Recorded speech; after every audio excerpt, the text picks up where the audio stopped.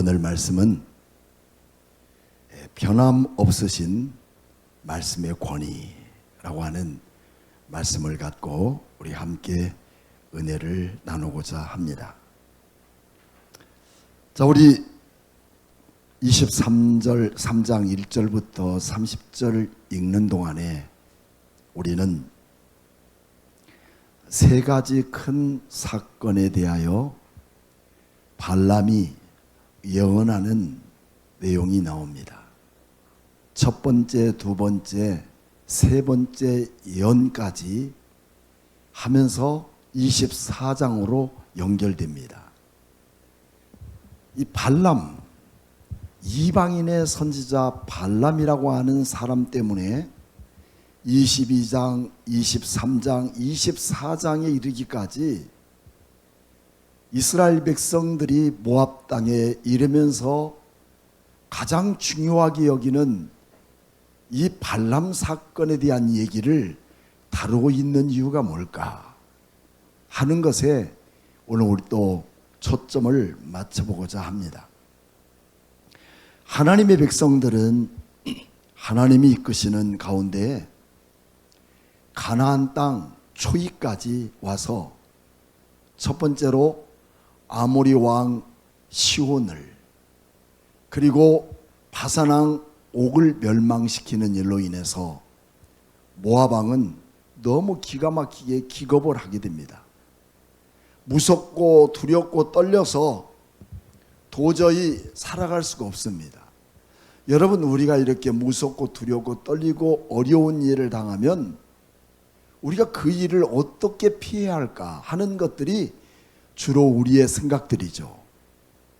오늘 이처럼 발락도 동일한 마음으로 어떻게 이스라엘 백성들 때문에 내가 이 두려움에서 헤쳐나가 볼까 하다가 기발한 아이디어가 떠오릅니다. 그 기발한 아이디어가 뭐냐면 발람이라고 하는 이방 선지자 발람을 선택해서 하나님의 백성 이스라엘만 저주한다면 정말 이건 아무것도 아니겠느냐. 그래서 발람을 선택합니다. 이처럼 모압 왕 발락은 하나님의 나라 군대가 오합지졸인 군대인 줄 알았는데 그렇지 않는 거예요. 매우 강력하고 힘이 있고 전천후입니다. 무너지지 않는 백성들이고 무너지지 않는 하나님 나라 전사들이라는 것을 모압 왕 발락은 발견하게 된 거죠. 그때 비로소 발락, 모압 왕과 하나님의 나라 왕들 사이에는 왕들의 전쟁이 아니라 무엇의 전쟁이었어요? 신들의 전쟁이에요. 그래서 신들의 전쟁을 3페이지에 걸쳐서 3장에 걸쳐서 말씀해 주고 있는 거예요. 발락은 발람이라고 하는 이방신 그모스 신을 섬기는 그런 선지자를 발탁해서 복채를 주고 사가지고 와서 살아계시고 천지 만물을 만드신 하나님의 백성들을 저주하기 위해서 섰다는 것입니다. 이런 저주만 이뤄진다면 이제는 하나님의 나라와 모압 나라 사이 속에 어떤 피 흘리는 전쟁도 없이 하나님의 나라는 꼼짝없이 무너질 것이라는 이런 생각을 갖게 되는 거죠. 여러분, 우리가 살아가면서 하나님에 대한 인식과 하나님에 대한 생각 속에 내 생각이 불처럼 빠르게 이루어지는 착각 속에 살아갈 수가 있다는 거예요. 그럴 때마다 우리는 모든 것을 내려놓고 하나님 말씀에 귀 기울이는 거룩한 성도 되기를 축복합니다. 그게 뭐냐면 기도의 삶이에요. 말씀의 삶이에요. 주님의 말씀을 듣는 성도의 삶을 말해주고 있는 것입니다. 이 복채를 붙들었던 이 발람은 돈 때문에 어쩔 수 없이 하나님의 나라 백성을 저주하기 위해서 하나님과 맞서게 되었다고 오랜 22장에 잘 드러나고 있는 것이죠. 자, 그래서 그러나 이 이방신인 선지자 발락은 잘못된 착각 속에 빠지게 되어집니다. 그래서 우리가 잘 아는 것처럼 이방신들의 우상들은 신은 우리에게 어떤 것들도 요구하지 않는다. 그 이방신들에 대한 생각들은 다 그런 거죠. 여러분 우리 어성경 때도 배웠죠? 이방신들은 우리에게 어떤 것도 요구하지 않는다. 그러나 신들은 우리가 요구하는 것은 다 들어주신다. 이게 바로 이방신들입니다. 어쩌면 우리 모든 성도들 속에서도 이런 잘못된 이방신적인 생활 속에 빠져있는 사람들이 있어요. 나는 아무것도 주님 앞에 한 것 없고 나는 아무것도 주님 앞에 공로 없는데 하나님은 내 모든 요구만을 다 들어준다. 이게 이방신들에 대한 신앙을 갖고 있는 사람들의 특징이라는 겁니다. 발락은 답이 하나입니다. 상상할 수 없는 물질적 지원을 내가 너에게 책임져 줄 테니까. 누구에게? 발람에게. 그들만 저주해 주라. 발락이 원하는 것은 이 응답만 원하는 거예요. 우리가 그들에 대해서 어떻게 해야 될 것인가에 대한 생각은 전혀 없고, 모든 물질과 너에게 필요한 모든 것은 제공해 줄 테니까 내 요구만 들어다오. 너의 신에게 요구해서 내 요구만 들어달라고 요구하는 것입니다. 그 저주를 해줄 수 있는 사람은 누구뿐이냐? 발람뿐이다 라고 발락은 믿고 있었습니다. 그래서 1절 말씀 보면 발람이 발락에게 이르되 나를 위하여. 누구를 위하여? 누구를 위하여? 나를 위하여. 내가 누구예요? 발람을 위하여. 발람이 나를 위하여 여기에 제단 7을 쌓고 거기에 숫송아지 7마리와 순양 7마리를 준비하소서. 이건 뭘 말하냐면 7이라는 숫자는 원래 매우 신성한 숫자입니다. 하나님의 숫자이기도 하나님의 거룩성을 예비하는 숫자이기도 하지만 완전한 완전수인 것이죠. 하지만 이것은 하나님의 신성과 거룩성을 의미하기도 하지만 당시의 메소포타미아인 바벨론 땅에도 이방 신들에게도 유행하는 그런 숫자가 7숫자예요. 7숫자. 그래서 이 사람들도 7 제단, 7 순양, 7 숫송아지만 준비하면 모든 신들은 다 받을 것이라고 하는 잘못된 생각이 그들 속에 가득 찬 겁니다. 여러분, 이렇게만 하면 하나님도 어쩔 수 없어. 우리 신들도 마찬가지지만 우리가 이렇게 많은 제단과 많은 숫자와 많은 양들을 준비하면 야, 이거 하나님도 꼼짝없이 어쩔 수 없이 그냥 자기 백성을 저주할 거야 라고 그렇게 생각했다는 것이죠. 하지만 호세아서 6장 6절 말씀 보니까 나는 인애를 원하고 제사를 원하지 아니하며 번제보다 하나님을 아는 것을 원하노라. 사랑하는 여러분, 내 생각 속에 무한한 물질 만능주의로 가득 차버린 나의 자신들을 깨지 않으면 하나님 알기 어려워요. 우리 모든 것을 내려놓고 주님 알기를 더욱 원하기를, 간절히 소원하기를 원합니다. 주님은 사랑의 주님이에요. 내가 가진 물질, 내가 가진 능력 없어도 하나님은 과부의 두랩들을 내는 그를 바라보시고 또 많은 부자들이 하나님께 드려지는 그 예물도 보셨습니다. 하지만 하나님이 보시는 중심은 물질의 양이 아니었습니다. 숫자가 아니었어요. 그들의 마음의 중심 속에 하나님이 기뻐하시는 것이 무엇인가를 알게 되었던 과부의 두랩돈을 주님은 보시게 되었다는 거예요. 사랑하는 여러분, 오늘 우리도 마찬가지입니다.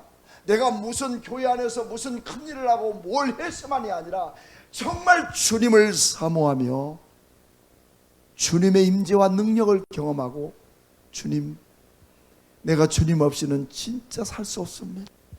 주님의 성령이 내 안에 오셔서 나를 감싸시고 나를 이끄시고 인도하신 그분께 모든 것을 맡길 때 우리의 모든 인생 주님이 책임져 주시는 거 아니겠어요?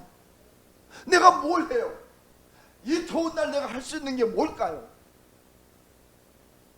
우리가 할 수 있는 거 아무것도 없어요. 주님만이 우리의 삶이 제일이신 거예요. 이것을 믿는 믿음 앞에 나는 한없이 작아질 수밖에 없고, 나는 한없이 주님의 은혜 안에 살 수밖에 없다고 하는 이 고백의 삶이 우리 안에서 우러나는 것 아니겠습니까? 진짜 아무것도 할 수 없습니다. 하나님이 우리의 도움이시며 하나님만이 내 삶을 지켜줄 것을 여러분 믿습니까? 그것이 그리스도인들의 정답인 것입니다. 그래서 오늘도 내 주여 뜻대로 행하시옵소서, 그 찬양을 우리 함께 불렀던 거예요. 그러나 우상신앙은 달라요. 우상신앙은 하나님의 뜻, 하나님의 관점, 하나님의 생각에 전혀 관심이 없어요. 오직 내 중심, 물질 중심에 대한 만몬의 사상에 깊이 젖어 있는 이것이 여러분 우상신앙이라는 거예요. 정상적인 그리스도인은 주님, 나를 주님의 십자가 앞에 온전히 내려놓게 하옵소서 하고서 내 산재되어 있고 내게 커다란 문제들마다 내게 해결할 수 없는 산 같은 그 두려움 속에 주님, 내가 이 문제를 해결할 수 있는 것이 무엇입니까? 라고 여쭤보는 기도의 삶이에요. 이것만이 여러분과 내가 이 땅에 살아갈 수 있는 정답이며 그 해답을 주시는 하나님의 음성이 우리에게 들려질 뿐만 아니라 나의 모든 문제를 해결할 수 있는 능력의 하나님이심을 믿습니까? 그 주님을 우리는 만나야 되는 거예요. 오늘 3절 말씀에 발람이 발라에게 이르되 당신의 재물 곁에 서소서, 나는 저리로 가리라. 여호와께서 어떻게? 혹시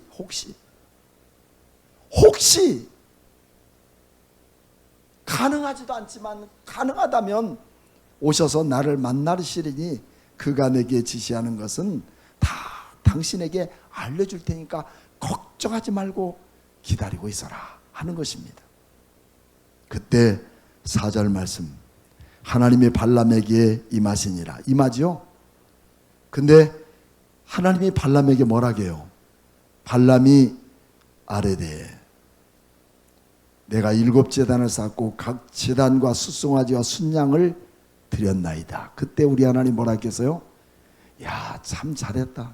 네가 어떻게 내 거룩함과 신성함을 네가 어떻게 알고 이렇게 많은 재물과 많은 제단과 많은 순양과 완전한 숫송아지를 내게 바쳤니? 그랬겠어요?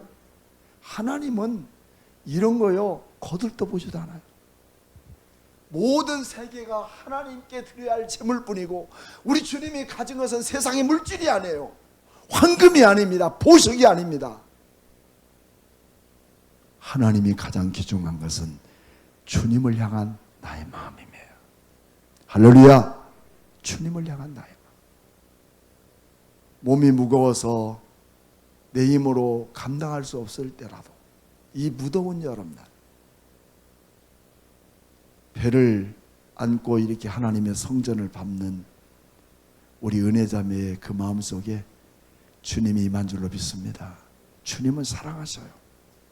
주님은 기억하신 거예요. 안 와도 돼요. 누가 뭐라 하네. 시어머니도 뭐라 하네요. 잘했다. 이 더운 날 못 들어왔냐. 지금 아마 속으로는 그럴 거예요. 안쓰러워서. 하나님은 하시는 거예요. 우리 인생 속에서 가장 내가 주님 앞에 수고로이 살아갈 수 있는 가장 큰 것은 뭐라고 그랬어요?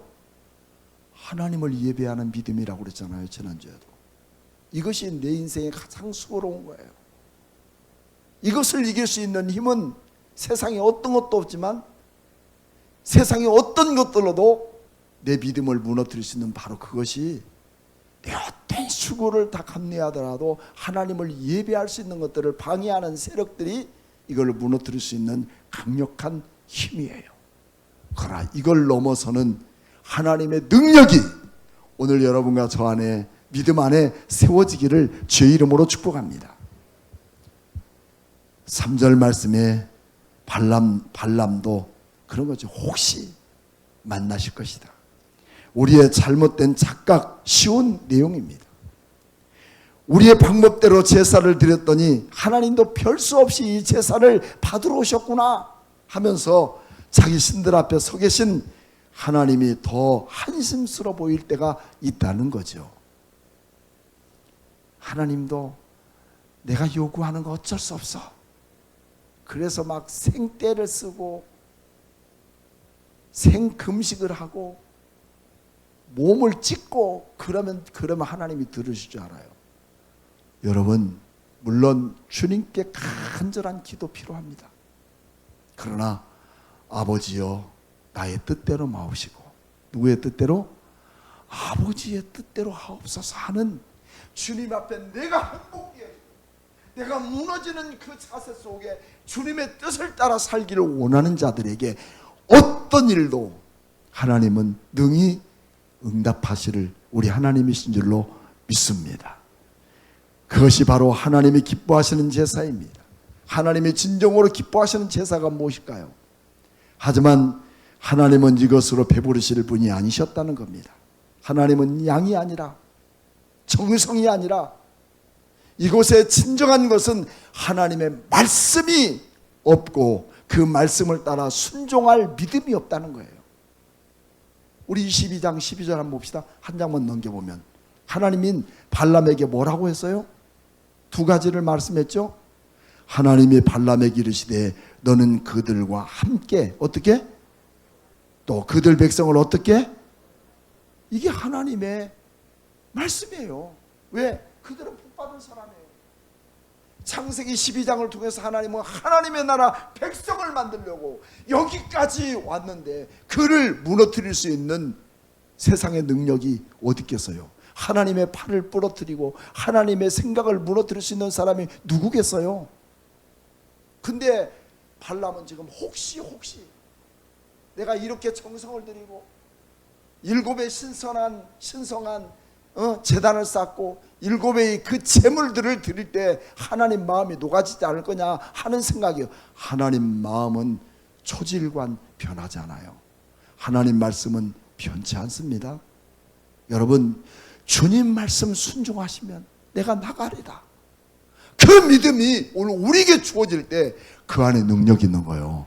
하나님 말씀을 들어도 들은 것 같지도 않고 듣지도 않고 순종하지도 않으면서 내 생각이 앞서는 이 발람 같은, 그리고 발락 같은 이 잘못된 이성적이고 혼합적이고 또 더 나아가서는 이방 신들이 추구하고 있는, 원하고 있는 그런 신앙을 갖는다면 여러분, 우리 신앙 다시 한번 점검해 봐야 돼요. 예수 믿는 거 그게 장땡이에요. 예수 믿는 사람처럼 사는 거예요. 주님을 닮아가는 믿음이 있어야 돼요. 하나님이 원하시는 사람으로 살아가야 돼요. 이것이 참된 그리스도인의 삶이 아니겠습니까? 왜 우리는 이렇게 무더운 여름에도 시원한 카페에 앉아서 커피를 마시지 않고 여기 왔을까요? 하나님은 발람에게 예언하게 하십니다. 5절 말씀 보면 여호와께서 발람의 입을 말씀을 주시며 이르시되 발락이 돌아가서 어떻게 말하라? 이렇게 말하라. 이게 예언입니다. 너는 이렇게 말해. 네 말대로 하지 말고 이렇게 말해. 그리고 그 말을 하게 합니다. 그게 뭘까요? 오늘 8절부터 쭉 나오는 게 여러분 한글 안으로 들었었죠. 이건 뭐냐면 자기 얘기 아니라 하나님이 이렇게 예언하라고 했던 말씀을 지금 발락에게 하는 것입니다. 온통 재물뿐인 그들에게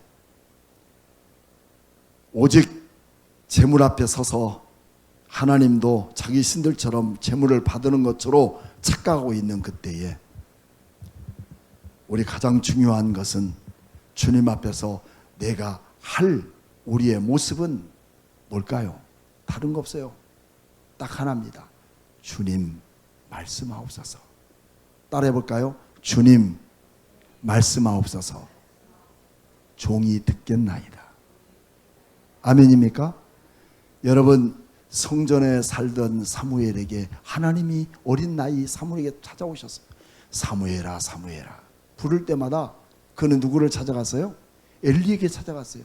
3번이나 찾아갔어요. 그때 엘리 제사는 3장 1절부터 나오죠. 사무엘아, 이번에도 만약에 너를 부르시면 내가 부른 게 아니라 하나님이 너를 부르니 이렇게 대답해라. 하나님, 종이 듣겠나이다. 말씀하옵소서. 그래서 4번째로 사무엘을 부르는 하나님 앞에 사무엘상 3장 10절에 사무엘은 말합니다. 하나님, 내가 여기 있나이다. 종이 말씀하십시오. 종이 듣겠나이다. 여러분, 우리의 응답은 이 이상도 이하도 없어요. 귀한 성도 여러분, 오늘도 말씀을 듣는 이 자리에 주님 말씀하세요. 내가 듣겠습니다. 그리고 듣고 뭐예요? 순종하겠다는 겁니다. 주님 말씀대로 살아가는 거예요. 주님 말씀이 아니면 가지도 않는 거예요. 주님 말씀대로 발을 내딛고 살아가는 이것만이 우리가 살 수 있는 거리입니다. 그래서 이사야서 55장 3절 말씀에는 너희는 귀를 기울이고 내게 나와 들으라. 그리하면 너의 영혼이 살리라. 우리 영혼이 살 수 있는 길은 다른 데 있지 않아요. 허탄한 것에 있지 않고 주님의 말씀을 들을 때 가능합니다. 주님, 내가 내 남편과 내 자녀와 내 가족들에게 무슨 말을 전해야 될까요? 이것입니다. 무슨 말이에요? 딱 하나요. 종이 듣겠나이다. 주님의 말씀을 들을 수 있는 귀가 열린 자를 통해서 가족 구원도 이 세상을 살아갈 수 있는 능력도 얻게 되는 거예요. 귀한 성도 여러분, 저도 어느 날 사모님이 저에게 그래요. 목사님, 요즘 얼굴이 얼마나 무섭게 생긴 줄 알아요? 나는 내가 무섭게 생겼다고 얘기해 주는 사람은 사모님 하나밖에 없어요. 어딜 가든 세부전도 가도 목사님이 왜 이렇게 인자하게 생겼냐. 나는 인자한 줄 알았어요. 무섭게 생겼대요. 그때부터 거울 보니까 진짜 무섭게 생겼어요. 그렇죠? 다 인정하는구만. 그래서 그때부터 해결할 수 있는 것은 내가 한번 내 얼굴을 변화시켜보자. 입꼬리를 좀 올려보자. 여러분, 길거리에 운동하는 사람들, 할아버지들이요, 진짜 무섭게 생겼어요. 이건 이렇게 내가. 그거 왜 그런 줄 아냐면요, 이걸 나를 몰라서 그래. 그래서 여러분, 나이 먹을수록 뭘 자주 봐야 되냐면 거울을 많이 봐야 돼. 그리고 입꼬리를 올려야 돼. 그래서 웃는 사람이 행복한 게 아니라, 행복한 사람이 웃는 게 아니라, 황승환 박사가 그랬죠? 웃는 사람이 행복한 거다. 오늘부터 우리 권사님들 얼굴 무섭게 생긴 사람은 권사 보직 내려놔. 그리고 참 권사님 보니까 진짜 인자하다고 하는 모습을 얘기할 수 있도록 웃읍시다. 그리고 입꼬리 내려가는 사람은 다 스카치 테이프 붙여서 올려. 자, 우리 한번 옆 사람 모습 웃어봅시다. 할렐루야. 이게 우리 그리스도인들의 트렌드가 돼야 돼. 내 안에 기쁨이 넘칠 때, 내 안에 소망이 넘칠 때 하나님의 역사는 우리를 통해 이루어져야 됩니다. 어느 날 제가 우리 브링업 직원인 한 직원의 카톡을 보니까 이렇게 그림 한 장을 띄웠는데 딱 보니까 너무 힘들다. 이걸 도피하고 싶다는 그런 모습을 표현한 거야. 그래 문자를 보내서 요즘 많이 힘들지? 어디 가고 싶구나 그랬더니 목사님 어떻게 누가 얘기했어요? 근데 그분이 저에게 문자 온 것은 진짜 목사님 힘들고 좀 쉬고 싶지만 주님이 내 안에 계시니 저는 늘 감사하고 이길 수 있는 것이 능력입니다.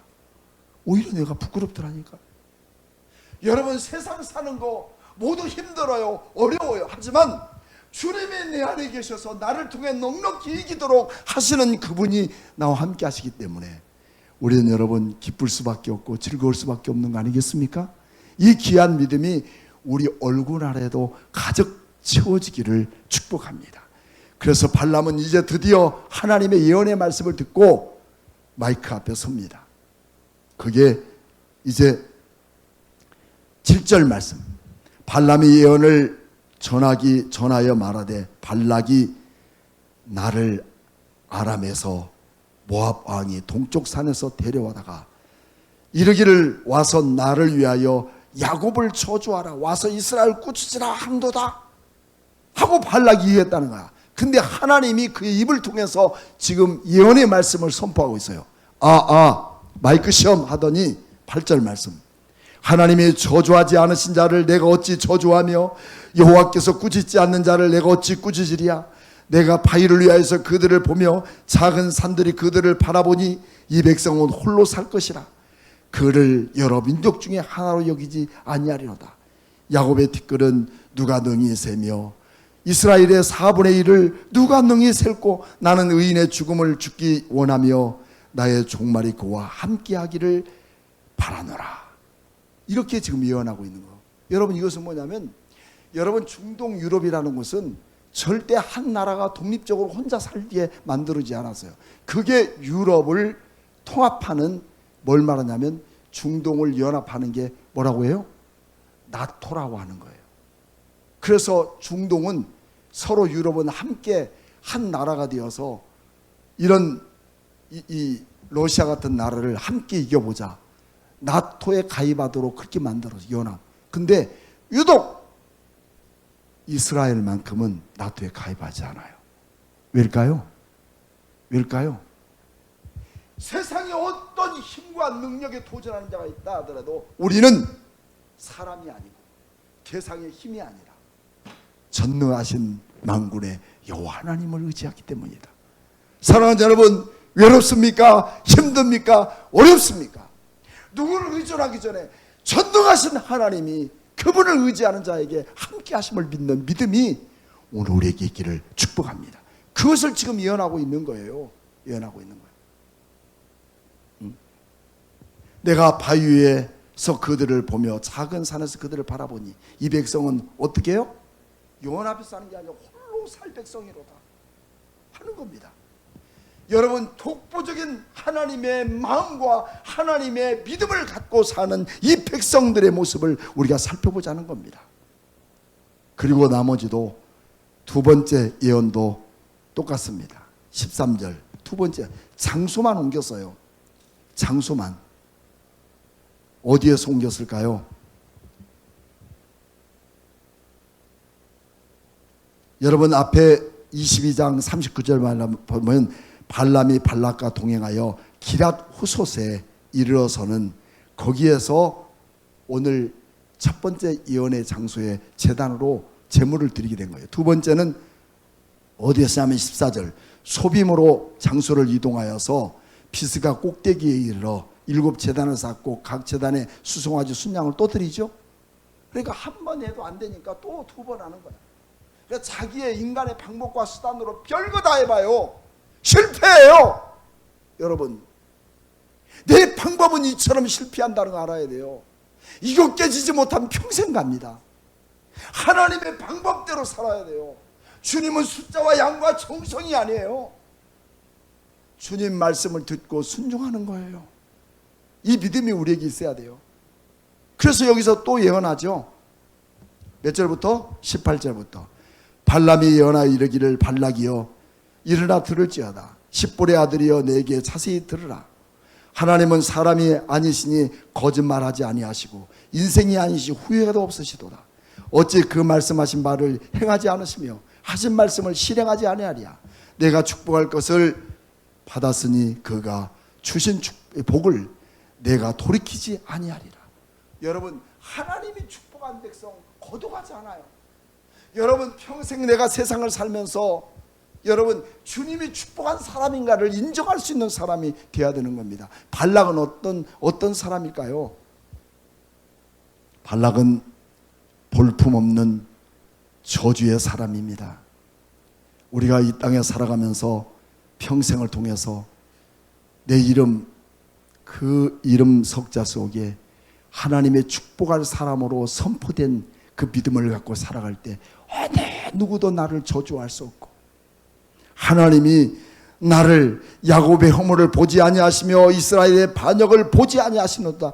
여호와 그들의 하나님이 그들과 함께 계시니 왕을 부르는 소리가 그 중에 있도다. 하나님이 함께 하시니, 오늘 주님께서 여러분과 함께 하심을 믿습니까? 어떤 어려움 속에서도 낙심과 낭망하지 않도록 주님이 함께 하심을 믿고 믿음으로 나갈 때 그 안에 하나님의 기적을 이루십니다. 마지막 세 번째로 또 방향을 옮깁니다. 옮겨서 이번에는 어디로 옮길까요? 자, 27절 말씀. 발락이 발람에게 또 이르되 오라, 내가 너를 다른 곳으로 인도하리니 내가 거기서 나를 위하여 그들을 저주하기를 하라. 하나님이 혹시 기뻐하지 않겠냐? 이런 제사를 3번씩이나 드렸는데 기뻐하지 않겠냐? 하고서 어디로 데려가요? 부월산 꼭대기로 데려가요. 그래서 거기서 또 제사를 또 드려요. 하나님은 10번을 드려도 변함없다니까. 하나님은 말씀하시기를 22장 12절 말씀은 그대로예요. 너 저주하지 마. 내가 축복한 백성이야. 이것을 깨닫지 못하는 자에게 하나님이 어떤 하나님이라는 것을 먼저 알기를 원하고 있는 거예요. 사랑하는 성도 여러분, 오늘 또 이 말씀을 3장에 걸쳐서 하나님이 간절히 우리에게 바라고 있는 것 중에 하나는, 주님 말씀, 내 안에 어떤 어려움과 고난이 우리에게 닥칠지라도, 어떤 시련의 바람이 우리에게 임할지라도 살아내는 다른 방법이 없어요. 내가 걷는 길이 굽어질 수가 있고, 또 내 심장이 울렁이고 가슴이 아픈 일이 생길지라도 하나님이 기뻐하시는 사람, 하나님이 기뻐하는 사람으로 살아갈 때 그 누구도 손 못 댄다는 거 기억하고 자부심을 갖고 이 세상을 믿음으로 승리하기를 주님의 이름으로 축복합니다. 할렐루야!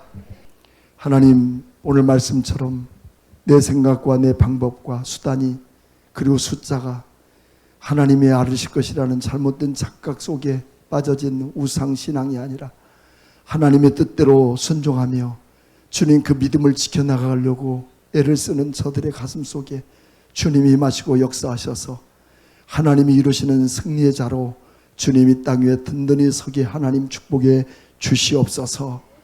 예수님의 이름으로 기도하옵나이다. 아멘.